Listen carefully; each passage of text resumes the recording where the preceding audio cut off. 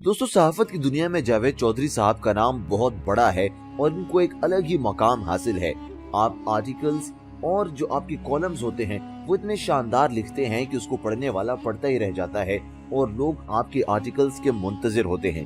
अभी रिसेंटली उन्होंने एक आर्टिकल कोहितूर से लिखा है जिसके अंदर उन्होंने अपने सफर कोहितूर का जिक्र किया है कि उन्होंने इस कोहितूर के सफर के दौरान किन किन मकामात का विजिट किया, क्या देखा और कैसे उन्होंने इस तमाम तर विजिट को ट्रैवल किया। इसके अलावा उन्होंने बताया कि वहाँ पर एक ऐसा मकाम आज भी मौजूद है जो सामरी जादूगर के नाम से स्पेसिफिक है। सामरी जादूगर जो कि जादू करता था, उसका मज़ार आज भी वहाँ पर मौजूद है, जहाँ पर लोग आज भी जाकर जादू सीखते भी हैं, सिखाते भी हैं और उसको इम्प्लीमेंट भी करते हैं। तो हम आज की इस वीडियो में आपको इन तमाम तर मालूमात से आगाह करेंगे, लेकिन उससे पहले आप हमारे चैनल को सब्सक्राइब कर लीजिए और घंटी की अलामत को दबा दीजिए ताकि आपको हमारी तमाम तर वीडियोस मिलती रहें। हजरत मूसा अलैहिस्सलाम कोहितूर पर रात के वक्त पहुंचते थे। ये रात ही के वक्त अल्लाह ताला से हम कलाम होते थे और आप अल्लाह ताला से जो कुछ मांगते थे फजर के वक्त मांगते थे। सुबह की रोशनी के साथ पूरा पहाड़ अपने तमाम पत्थरों के साथ सुर्ख हो जाता था। चौथे मोड़ पर आधे चांद ने भी साथ छोड़ दिया और नीचे झुका और खाइयों में डूब गया। हम मजीद ऊपर आ गए और शदीद सर्दी थी, अंधेरा था, रात का सन्नाटा था और इस अंधेरे में खुश खुरदरे पत्थरों पर जलते लोगों के कदमों की आवाजें थी। हम कोहितूर पर आहिस्ता आहिस्ता ऊपर बढ़ रहे थे। अल्लाह ताला ने जिसकी कसम सूरह तीरो 3 में खाई और इस कोहितूर के गिर्द दूर दूर तक सहराए सीना की मुकद्दस रेत थी, हम 60 लोग इस मुकद्दस रेत में सांस ले रहे थे। हमारे आगे और पीछे सैकड़ों लोग थे। सर्दी, थकावट और खौफ हड्डियों में उतर रहा था, लेकिन हम इसके बावजूद आगे बढ़ते चले जा रहे थे। तूर का तकद्दुस ताकि पामाल ना हो, और इस तकद्दुस के साथ बंधी दास्तानें हमें ऊपर और फिर इससे भी ऊपर इस जगह ले जा रही थी जहां हजरत मूसा अलैहिस्सलाम अल्लाह ताला से हम कलाम होते थे। और इस कलाम के दौरान एक रात हजरत मूसा अलैहिस्सलाम ने अपने रब को देखने की दरख्वास्त कर दी। अल्लाह ताला ने फरमाया, मूसा तुम मुझे देखने की ताब नहीं ला सकोगे। लेकिन मूसा ने इसरार किया और फिर अल्लाह ताला ने अपनी एक तजल्ली पहाड़ पर गिरा दी। पहाड़ छोटे छोटे पत्थरों में तकसीम हो गया और पहाड़ का सब्जा, चरिंद और परिंद मर गए और फिर ये दोबारा तूर पर आबाद न हो सके। और जहां अल्लाह ताला ने अपने बंदे पर अपनी पहली किताब तौरात नाजिल फरमाई थी और पत्थर की 2 तख्तियों पर अपने 10 अहकामात रकम करके जमीन पर उतारे थे।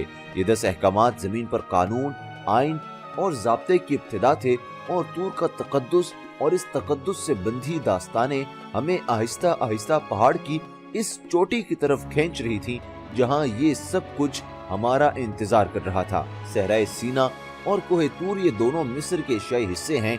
आप अगर जमीन का नक्शा देखें तो आपको रेड सी यानी कि बहीरे अहमर गुलैल की वी की तरह 2 हिस्सों में बहता नजर आएगा। गुलैल की ये वी दरमियान में मसलत बनाती है और ये मसलत सीना कहलाती है। मसलत की नोक पर मिस्र का सियाहती शहर शर्म शेख आबाद है, जबकि बेस 4 मुल्कों और बहीरे रोम से जा टकराता है। 2-4 सऊदी अरब, उर्दन, इसराइल और मिस्र में हजरत मूसा अलैहिस्सलाम 2 बार रेड सी अबूर करके इस मसलत में दाखिल हुए। आप पहली बार इस वक्त सीना में आए जब आप फिरौन के ले पालक साहबजादे थे। आपकी परवरिश महल में हुई थी, आप फिरौन के वारिस बन रहे थे, लेकिन फिर एक कब्ती कत्ल हो गया और आप सजा से बचने के लिए रेड सी अबूर करके सीना में पनाह लेने पर मजबूर हो गए। सीना इस वक्त फिरौन की सल्तनत में शामिल नहीं था। हजरत मूसा अलैहिस्सलाम सहरा में चलते चलते मदाइन पहुंच गए। मदाइन में हजरत शुएब अपनी 2 साहबजादियों के साथ रहते थे। अल्लाह ताला ने उन्हें औलादे नरीना से नहीं नवाजा था। हजरत मूसा अलैहिस्सलाम 10 साल हजरत शुएब के जानवर चराते रहे। हजरत शुएब ने इस खिदमत के एवज अपनी साहिबजादी सफूरा बीबी आपके अक़्द में दे दी। यूरोप में सफूरा के नाम पर परफ्यूम और कॉस्मेटिक्स का बहुत बड़ा ब्रांड है। ये ब्रांड यहूदी ताजिर डोमिनिक मैंड्रोन्स ने हजरत मूसा अलैहिस्सलाम की अहलिया सफूरा बीबी के नाम पर 1969 में बनाया था।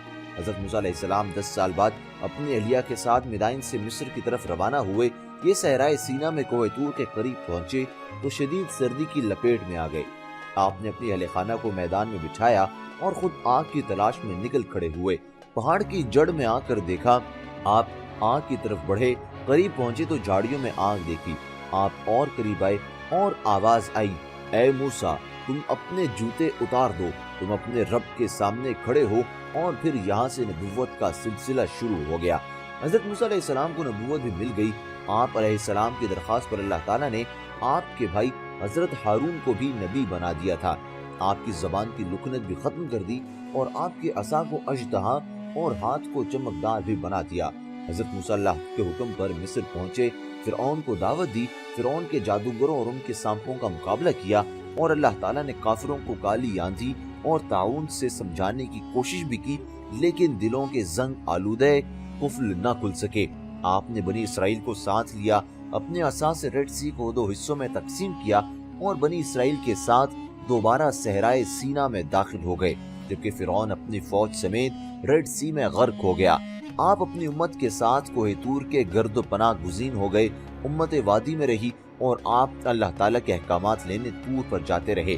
آپ نے اس دوران طور پر 40 دن کا اعتکاف کیا اور اللہ تعالیٰ نے آپ کو توریت عنایت کر دی۔ تاہم بنی اسرائیل 40 سال تک صحرائے سینا میں بھٹکتے رہے، یہاں تک کہ ان کے وجود سے 400 سال کی غلامی کے اثرات ختم ہو گئے اور وہ ایک نارمل اور آزاد انسان بن گئے۔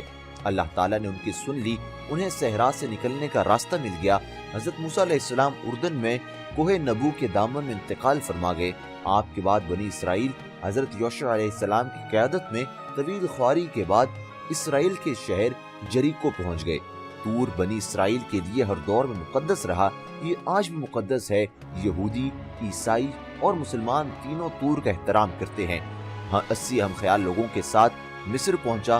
ہم نے 3 دن قاہرہ اور اسکندریہ میں گزارے اور 1 رات شرم الشیخ میں گزار کر طور آ گئے۔ طور کا قصبہ شرم الشیخ سے 3 گھنٹے کی ڈرائیو پر واقع ہے۔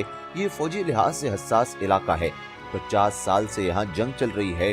سینا کا ایک حصہ اسرائیل کے قبضے میں ہے، یہ پورے سینا پر قابض ہونا چاہتا ہے۔ چنانچہ سینا میں اس وقت 3 فوجیں آمنے سامنے کھڑی ہیں، اسرائیلی فوج، مصری فوج اور اقوام متحدہ کی فوج۔ علاقے میں جھڑپیں بھی ہوتی رہتی ہیں، چنانچہ سیاحتی بسیں باقاعدہ فوج اور خفیہ اداروں کی اجازت اور سیاحتی پولیس کی حفاظت میں علاقے میں پہنچتی ہیں۔ ہماری بسوں میں بھی پولیس کے مسلح جوان بیٹھے تھے اور ہمارے آگے اور پیچھے بھی پولیس کا اسکواڈ تھا۔ ہم راستے میں 6 چیک پوسٹوں سے بھی گزرے اور ہر چیک پوسٹ پر ہماری بسوں کا جائزہ بھی لیا گیا۔ ہماری روانگی سے قبل ہماری بسوں کی سیکیورٹی کلیئرنس بھی ہوئی۔ ہم بہرحال طویل تلاشیوں کے بعد گاؤں طور پہنچ گئے۔ یہ کوہ طور کے سائے میں چھوٹا سا سیاحتی مقام ہے۔ علاقے میں سہولتوں کا فقدان ہے، ہوٹل بھی اچھے نہیں اور سیاحوں کو باہر نکلنے کی اجازت بھی نہیں دی جاتی۔ گاؤں میں 2 سیاحتی اٹریکشنز ہیں، سینٹ کیتھرائن کا چرچ اور کوہ طور۔ سینٹ کیتھرائن چرچ عین اسی جگہ بنا ہے جہاں اللہ تعالیٰ نے پہلی مرتبہ حضرت موسیٰ علیہ السلام کو مخاطب کیا تھا۔ آپ اللہ تعالیٰ کی قدرت ملاحظہ کیجئے، حضرت موسیٰ علیہ السلام کو جس جھاڑی میں آگ دکھائی دی تھی، وہ جھاڑی 3200 سال گزرنے کے باوجود آج تک قائم و دائم ہے اور وہاں پر موجود ہے اور ہری بھری بھی ہے۔ یہ جگہ برنگ بش کہلاتی ہے۔ سینٹ کیتھرائن چرچ میں نبی اکرم کے ایک خط کا نقش بھی موجود ہے، جس میں اس خط اور برننگ بش کے بارے میں عرض کیا گیا ہے۔ دوستو، میں آپ کو اس برننگ بش کے بارے میں بتاؤں گا۔ ہم سردست کوہ طور کی طرف آتے ہیں۔ کوہ طور کی زیارت کا سفر رات 12 بجے شروع ہوتا ہے۔ قافلے 12 بجے پیدل روانہ ہوتے ہیں۔ اس کی 3 وجوہات ہیں۔ پہلی وجہ سیکیورٹی ہے۔ طور اسرائیل کی سرحد پر واقع ہے، فوجیں آمنے سامنے کھڑی ہیں۔ اسرائیلی فوج دن کے وقت طور پر نقل و حرکت دے کر گولی چلا دیتے ہیں۔ دوسری وجہ موسم ہے۔ یہ خشک بے آب اور بے گیاہ پہاڑ ہے۔ دن کے وقت یہ تپ کر تنور بن جاتا ہے، لہٰذا اس پر سفر کرنا ناممکن ہو جاتا ہے۔ اور آخری وجہ روایت ہے۔ حضرت موسیٰ علیہ السلام کوہ طور پر رات کے وقت پہنچے تھے۔ یہ رات ہی کے وقت اللہ تعالیٰ سے ہم کلام ہوتے تھے اور آپ اللہ تعالیٰ سے جو کچھ مانگتے تھے فجر کے وقت مانگتے تھے۔ صبح کی روشنی کے ساتھ پورا پہاڑ اپنے تمام پتھروں کے ساتھ سرخ ہو جاتا ہے۔ دنیا میں اس نظارے کی کوئی نظیر نہیں ملتی۔ چنانچہ لوگ رات کو سفر کر کے صبح صادق کے وقت چوٹی پر پہنچتے ہیں، فجر کا نظارہ کرتے ہیں اور سورج تپنے سے پہلے واپس آ جاتے ہیں۔ فوج 9 بجے کے بعد کسی شخص کو پہاڑ پر نہیں رہنے دیتی۔ طور کی چوٹی پر ایک چھوٹی مسجد ہے۔ روایت کے مطابق حضرت موسیٰ علیہ السلام کو تورات اس مقام پر عنایت ہوئی تھی۔ मस्जिद के नीचे वो गार आज भी मौजूद है जहाँ हजरत मूसा अलैहिस्सलाम ने तौरात के लिए इत्तिकाफ फरमाया था। मस्जिद के दाएं हाथ एक कदीम चर्च है। ये चर्च यहूदी और ईसाई दोनों इबादत के लिए इस्तेमाल करते हैं, जबकि चोटी के दाएं और बाएं जानिब अंबिया कराम अलैहिमुस्सलाम के दर्जनों गार और हुजरे हैं। कोहे तूर का सफर इंतहाई मुश्किल और दुश्वार गुजार है। ये सीधी चढ़ाई है, पत्थर तराश कर और पत्थरों के ऊपर पत्थर रख कर सीढ़ियां बनाई गई हैं। रात के वक्त खाइयां और सीढ़ियां दिखाई नहीं देती।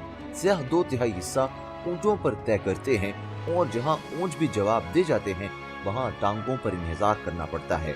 हम जूं जूं ऊपर चढ़ते गए दर्जे हरारत मनफी होता चला गया, यहाँ तक कि चोटी पर टेम्परेचर -7 था। हम में से 20 लोग शुरू में हिम्मत हार गए, 60 आगे बढ़े और उनमें से भी चंद रास्ते में वापस आ गए जो शदीद बीमार हो गए, जबकि बाकी गिरते पड़ते 6 घंटों में ऊपर पहुंच गए। दोस्तों, ये था आज की तमाम तर वीडियो जिसके अंदर हमने आपको जावेद चौधरी साहब का कोहे तूर का सफर बताया है। अगर आपको वीडियो अच्छी लगी और आप चाहते हैं कि इसका हम पार्ट 2 लॉन्च करें तो आप कमेंट सेक्शन में हमें जरूर बताइएगा और इस वीडियो को लाइक करके हमारे चैनल को सब्सक्राइब जरूर कीजिएगा, साथ बेल आइकन को दबा दें ताकि आपको हमारी तमाम तरह अपडेट्स मिलते रहें। आपसे मुलाकात होगी एक और वीडियो में, तब तक के लिए दीजिए इजाजत। अल्लाह हाफिज।